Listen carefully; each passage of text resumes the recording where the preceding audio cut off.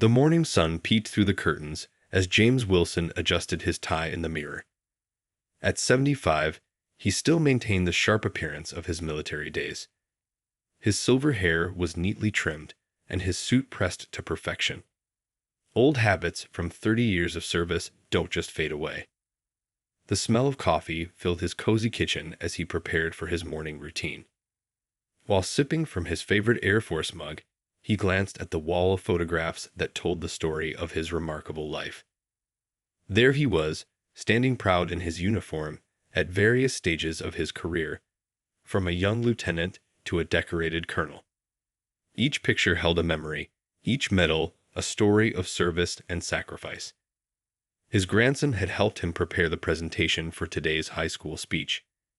The kids needed to hear real stories, he thought, stories of unity, bravery, and standing up for what's right.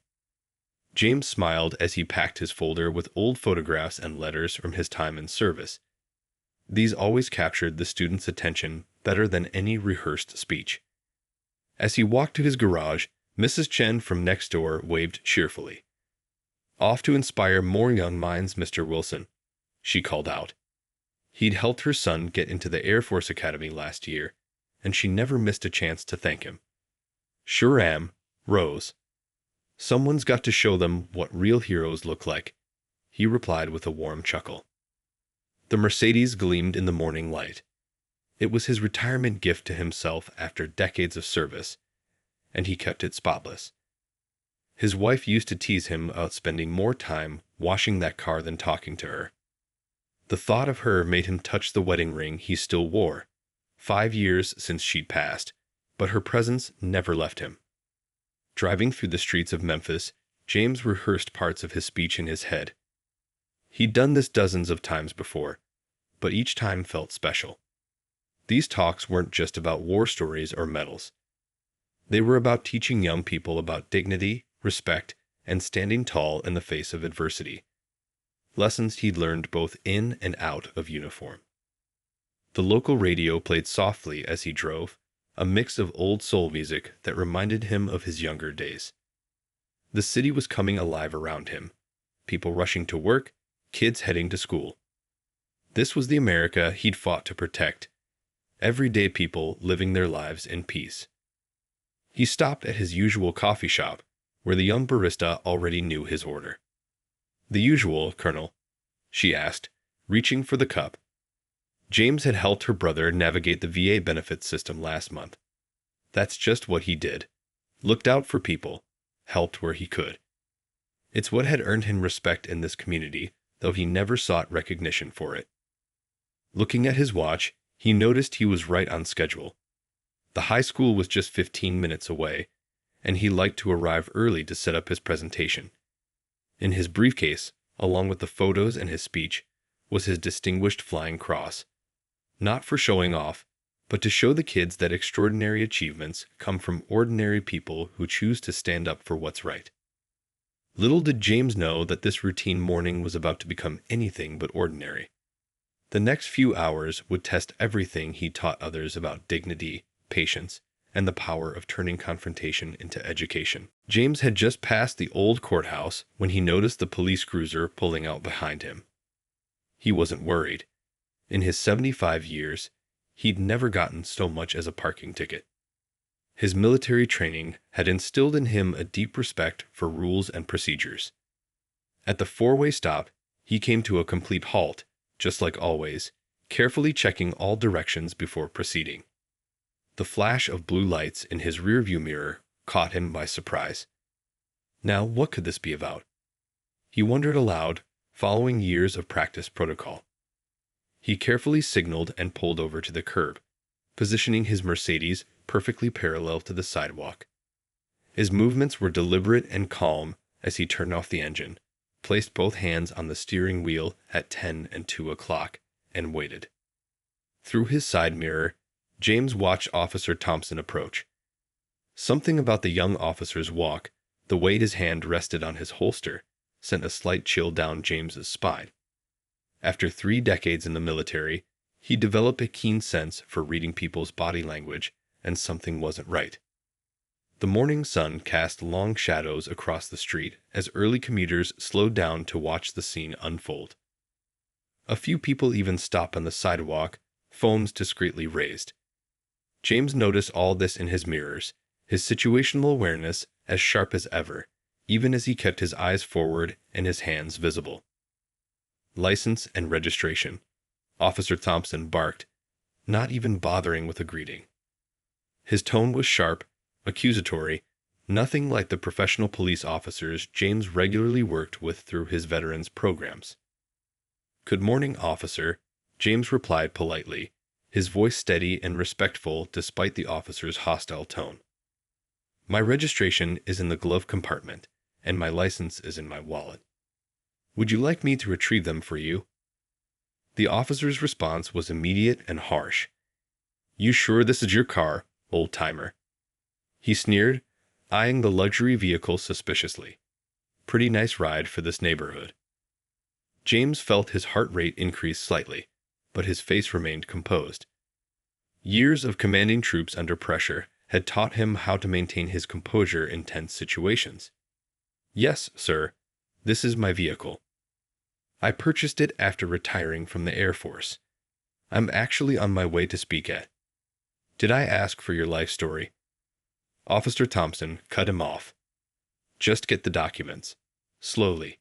The last word came out like a threat. A small crowd had gathered now. Among them was Mrs. Taylor, who owned the bakery James frequented. He could see the concern on her face as she watched, her morning deliveries forgotten in her hands. A few cars had slowed to a crawl, their drivers watching the scene with growing interest.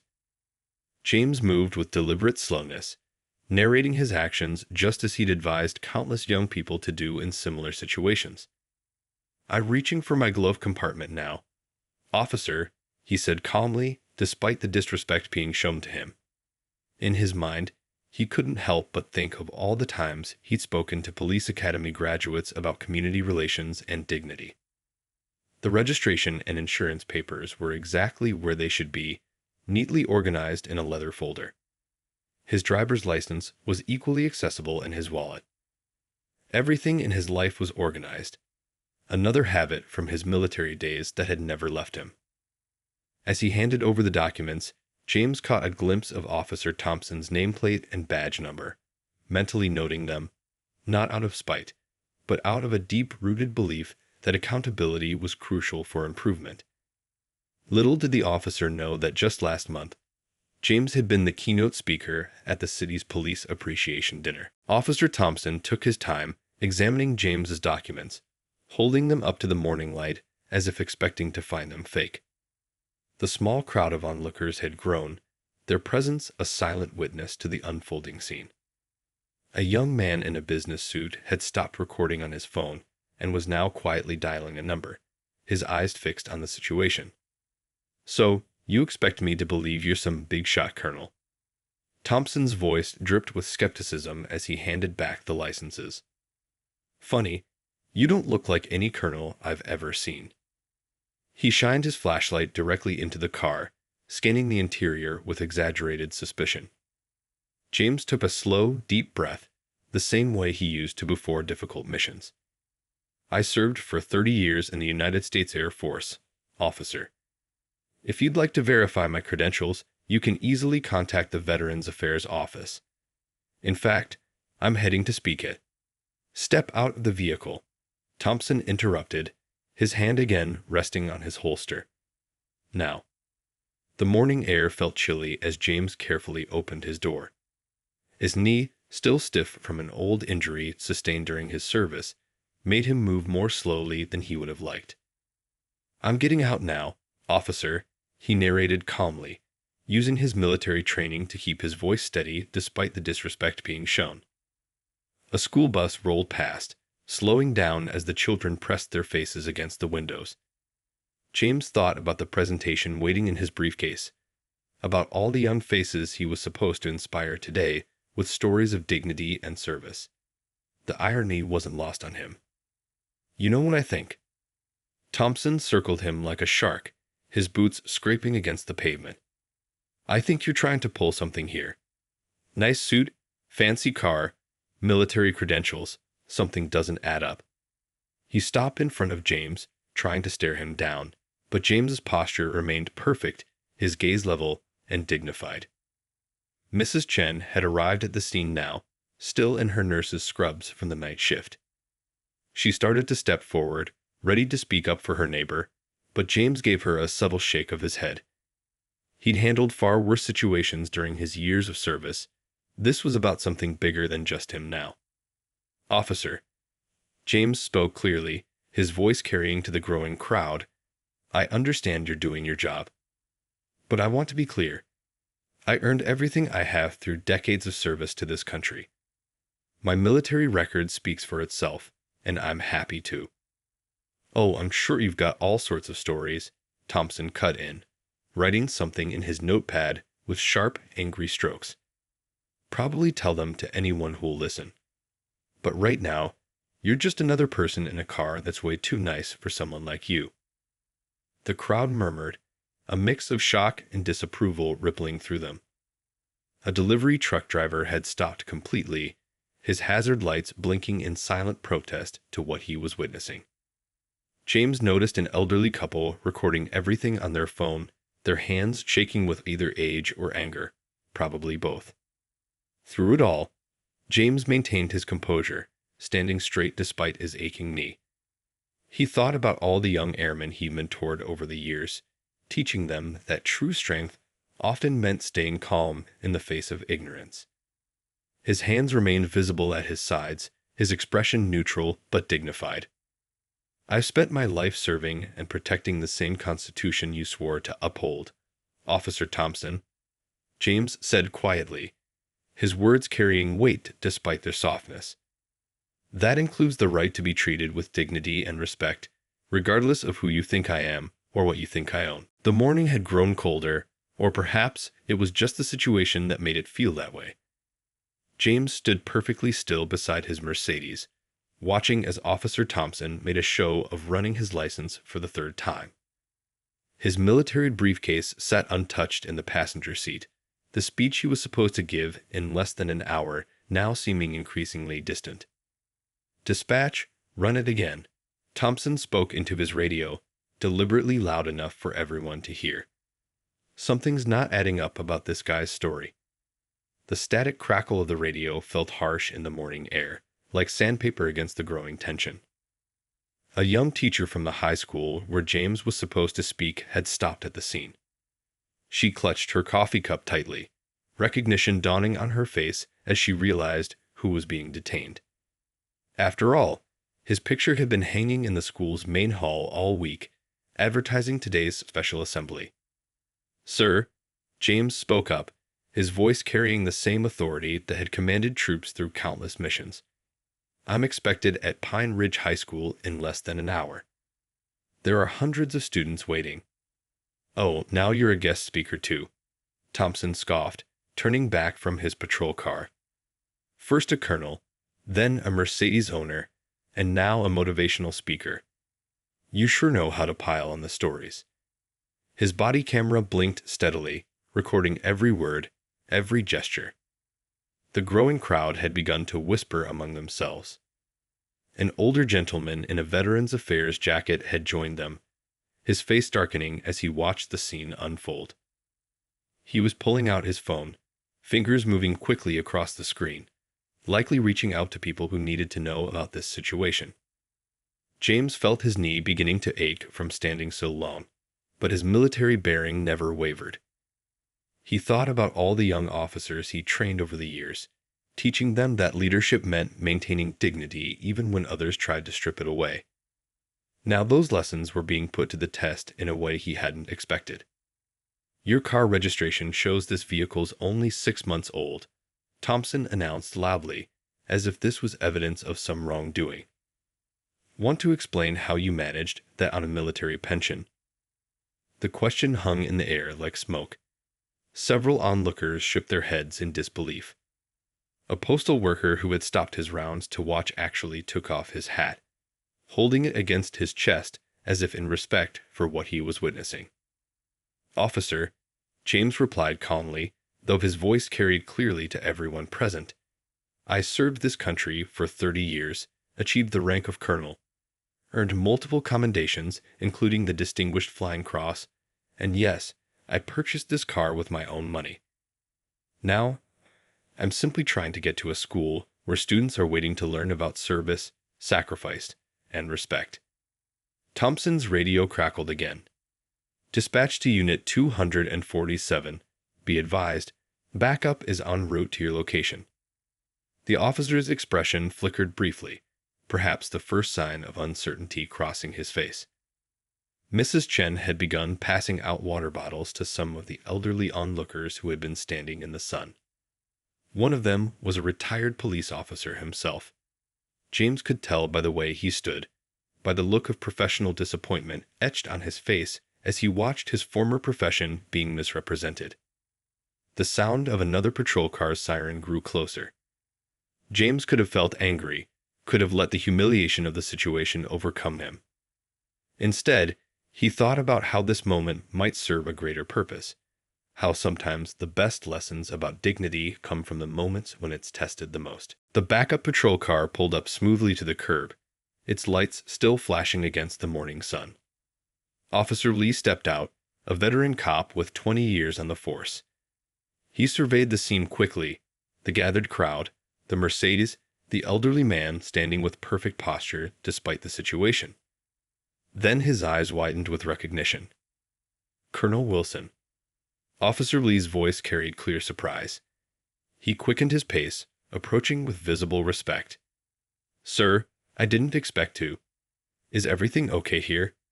The change in his tone was immediate, genuine, carrying the weight of recognition and respect. Officer Thompson's face shifted from smugness to confusion.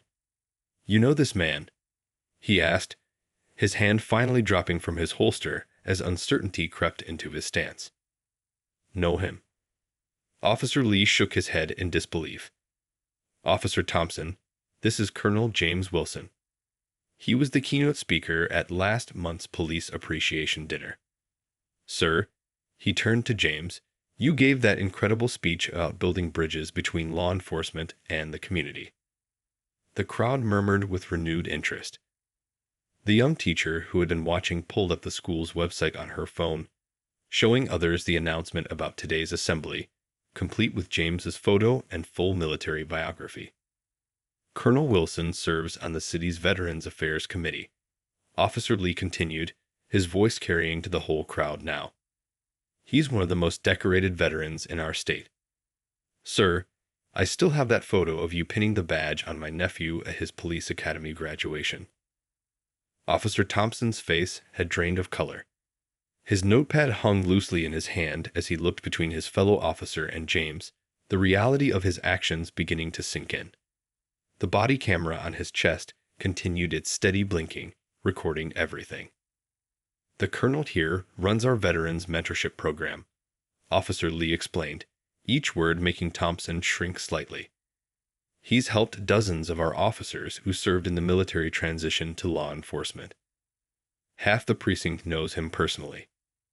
The morning breeze carried the sound of more approaching sirens. Someone in the crowd had apparently reached out to the police chief's office. James stood calmly through it all, his expression neither triumphant nor angry, just patient and dignified. "I believe," James finally spoke, his voice gentle but firm, "we all have moments in our careers that define us, Officer Thompson. It's not about the mistakes we make, but how we learn from them." The words carried extra weight coming from someone who had led troops through real battles, who had faced far worse situations with the same steady composure. Mrs. Chen had tears in her eyes, pride evident in her expression as she watched her neighbor maintain his dignity through it all. The retired police officer in the crowd nodded approvingly at James's words, recognizing the wisdom in them. A black SUV pulled up to the scene, the chief's vehicle. Officer Thompson looked like he wanted to disappear into the pavement. But James saw something in the young officer's face beyond just fear of punishment. Perhaps the first glimmer of understanding about how wrong his assumptions had been. "Sir, Thompson started to speak, his voice shaky, but James raised his hand gently. We'll have time to discuss this properly, James said quietly. Right now, there are students waiting to learn about service, sacrifice, and respect. And I believe this morning has given me an even more important lesson to share with them. The police chief's office was quiet except for the soft whirring of an old ceiling fan. James sat comfortably in a leather chair, his presentation folder now resting on his lap. He'd made it to the school assembly after all, though an hour late, and somehow his message about dignity and respect had carried even more weight with the students who had heard rumors about the morning's events. Colonel Wilson, the police chief, leaned forward, his face etched with concern. "You have every right to file a formal complaint." Officer Thompson's behavior was completely unacceptable. The morning sun streamed through the blinds, casting stripy shadows across the chief's desk, where Officer Thompson's body camera footage had just finished playing. James took a thoughtful sip from his coffee cup. "You know, Chief," he said slowly, "in my 30 years of service, I learned something important about leadership. Sometimes the hardest moments create the best opportunities for change." The chief raised an eyebrow, listening intently. On his desk sat a folder with Thompson's record, spotless until now, but showing a pattern of overly aggressive traffic stops that had narrowly avoided complaints. "Instead of punishment," James continued, "I'd like to propose something different." He placed his coffee cup down carefully. "Your department has that new community relations initiative starting next month, correct? The one working with veteran organizations." Outside the office window, life went on as usual. A group of rookie officers were doing their morning training in the parking lot. James watched them for a moment, thinking about how young they looked, just like the airmen he used to train. What if Officer Thompson took point on that initiative? James suggested. Working directly with veterans, learning their stories, understanding their experiences. Real understanding doesn't come from punishment. It comes from connection. The chief sat back, surprised but intrigued. His eyes moved to the framed photos on his wall, ones of his own father in uniform, serving in a different era. "You're suggesting rehabilitation over punishment." "Exactly," James nodded. 6 months working with our veteran community. Let him learn about service, about sacrifice, about judgment. Let him understand why his actions this morning were so misguided." He paused, allowing his words to sink in. "And make sure he completes the department's diversity training program. Not as a punishment, but as a tool for growth." A gentle knock at the door interrupted them. The chief's secretary poked her head in, holding a stack of messages. "Sir, the mayor's office has called 3 times, and there are several reporters asking for statements about this morning's incident." James raised his hand gently. "If I may suggest, Chief, let's keep this internal. No press, no public statements. Real change happens in quiet moments, not under spotlights." The chief nodded slowly, understanding dawning on his face.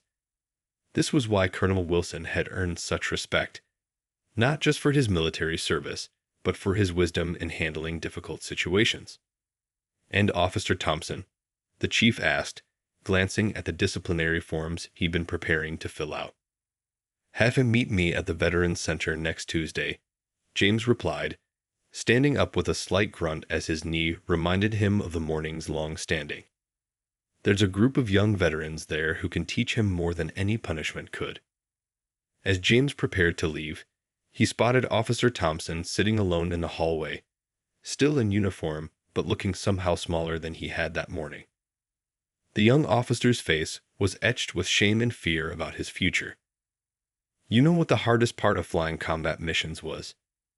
James said, pausing by Thompson's chair. The officer looked up, surprised. "Learning to navigate through clouds and storms. But once you learn, you become a better pilot. This morning was your storm, Officer Thompson. Now let's see how you learn to fly through it." 6 months had passed since that tense morning on the street corner. The community center's meeting room was packed, every chair filled with police officers, veterans, and local residents. Officer Thompson stood at the podium, his uniform crisp, but his usual stern expression replaced by something softer, more thoughtful. "When I first met Colonel Wilson," Thompson began, his voice carrying clearly through the room, "I made every wrong assumption possible. I saw an elderly man in an expensive car and let my prejudices cloud my judgment." He paused, looking around the room. What I didn't see was the 30 years of service, the countless lives touched, the leadership that had earned him not just his rank, but the respect of an entire community. James sat quietly in the back row, watching the young officer who had spent the last 6 months working closely with veteran groups. He noticed how Thompson's hand gestures had become less aggressive, how he now made eye contact with everyone in the room, regardless of their appearance. "Working with our veteran community these past months has taught me more than any training manual ever could," Thompson continued. "I've heard stories of sacrifice that humbled me. I've learned about courage not just in combat, but in daily life. Most importantly, I've learned that true strength isn't about authority. It's about understanding." In the audience, Mrs. Chen wiped a tear from her eye. Next to her sat some of the students from Pine Ridge High School who had heard James speak that memorable day. They had asked to be here, wanting to see how the story ended. Last week, Thompson's voice grew softer, more personal. "I pulled over a young man for a broken taillight. But this time, instead of approaching with suspicion, I remembered Colonel Wilson's words about dignity and respect. That driver turned out to be a recently returned veteran struggling to adjust to civilian life. Instead of writing a ticket, I connected him with our veteran support services." The room was silent, everyone leaning in slightly, caught up in the officer's transformation story. Through the windows, the setting sun cast a warm glow across the faces of those gathered, faces that reflected every age, background, and walk of life. "Colonel Wilson could have demanded my badge that morning," Thompson acknowledged, his voice thick with emotion.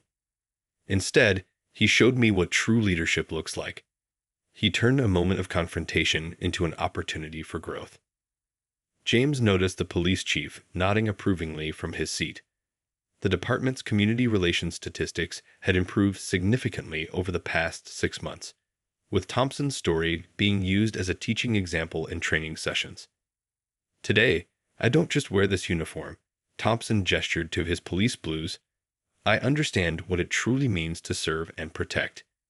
Every traffic stop, every interaction, is an opportunity to show the kind of respect and dignity that Colonel Wilson showed me, even when I didn't deserve it." As Thompson finished speaking, the room erupted in applause. But it wasn't just polite clapping. It was the sound of genuine appreciation for honest change. James watched as several of his veteran friends approached Thompson, shaking his hand, sharing the kind of easy smiles that would have seemed impossible 6 months ago.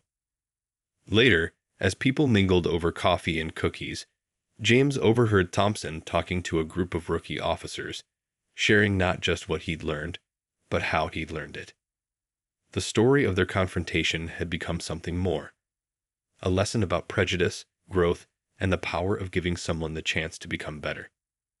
"You know," Thompson said, noticing James approaching, "Colonel Wilson taught me that the hardest battles aren't fought with weapons or won with force. They're fought within ourselves and won with understanding." The two men shook hands, no longer divided by prejudice or misunderstanding, but united in their commitment to serving their community with dignity and respect.